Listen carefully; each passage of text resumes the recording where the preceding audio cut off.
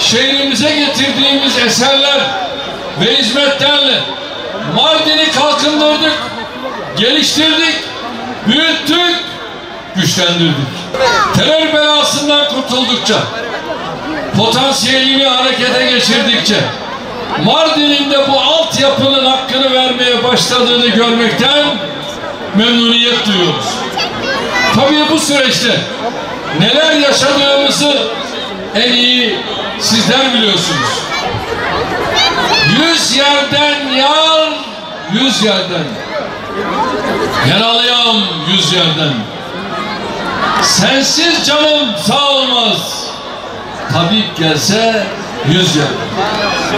Evet, 100 yerden yaralı da olsak Mardin'e hizmet etmekten, çevre düzenlemeleriyle resmen hizmete açıyoruz.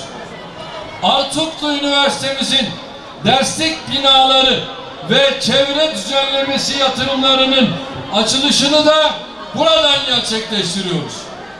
Gençlik ve sporda mahallelerimize yaptığımız futbol sahalarının, yarı olimpik yüzme havuzunun, öğrenci yurtlarının, spor salonları ve sahamızın bakım onarım çalışmalarının açılışını yapıyoruz.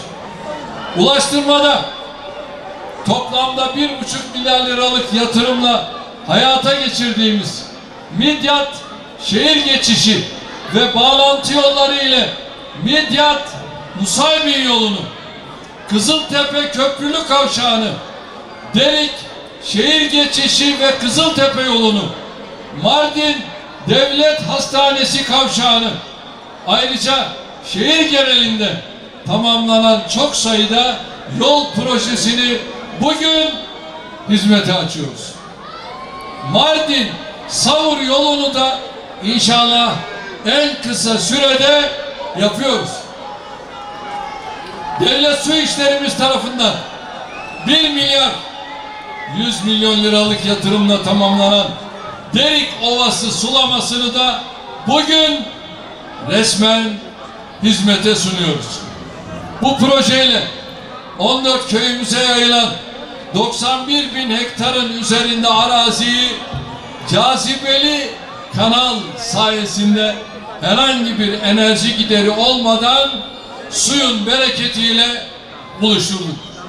Böylece suyla buluşan arazilerimiz yılda 2 defa ekilebilecek, 4 kat fazla zirai gelir sağlayabilecek ve 9.000 kişiye ilave istihdam oluşturacaktır.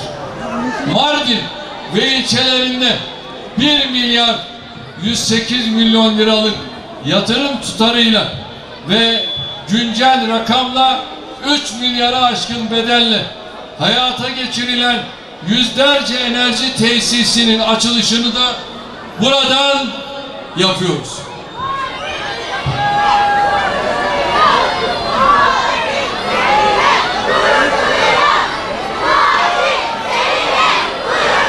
Biz sizlerle gurur duyuyoruz. Çeşitli kurumlarımıza ait hizmet binalarını Diyanet İşleri Başkanlığımızla şehrimize kazandırılan camileri, Kültür ve Turizm Bakanlığımızın yaptığı kütüphane ile kültür projelerini de buradan hizmete açıyoruz. Ülkemizin dört bir yanında Mardin'de de olduğu gibi petrol arama çalışmalarını hızlandırdık. Bugün 3 petrol kuyumuzun açılışını yapıyoruz. Mardin'imizdeki doğalgaz altyapısını genişlettik. Ömerli, Dargeçit, Midyat, Savur ve Mazıdağ ilçelerimize getirilen doğalgaz hatlarının açılışını buradan gerçekleştiriyoruz. Mardin Büyükşehir Belediye'miz güncel bedeliyle 2 milyar liraya yakın bir yatırımla yüzlerce altyapı ve üst yapı projesini tamamladı.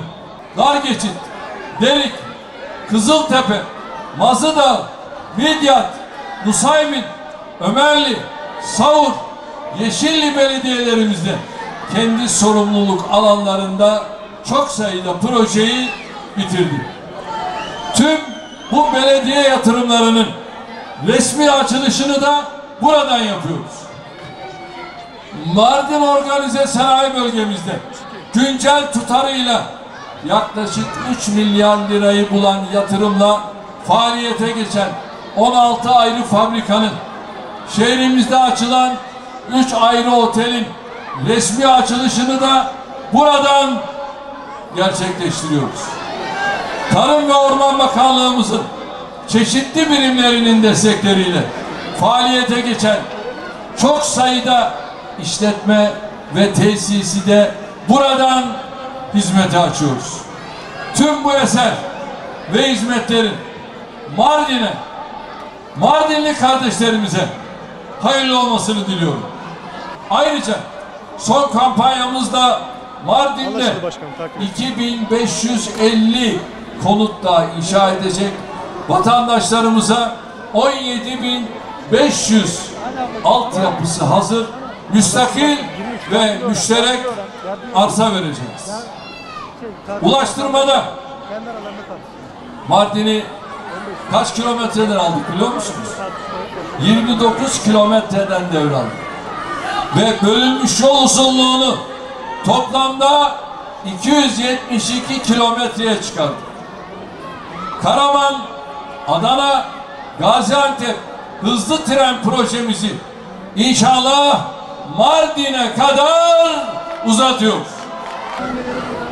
Mardin Havalimanı'nın adını Mardin Aziz Sancar Havalimanı olarak değiştirelim.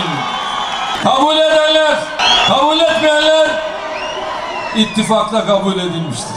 Mardin'in medarı iftiharı Nobel ödüllü Profesör Doktor Aziz Sancar hocamızın adı bundan sonra aynı zamanda Mardin'e girerken Mardin Havalimanı'nın gönderinde de görülecek. Mardinli çiftçilerimize toplamda 3,2 milyar lira tutarında tarımsal destek verdik.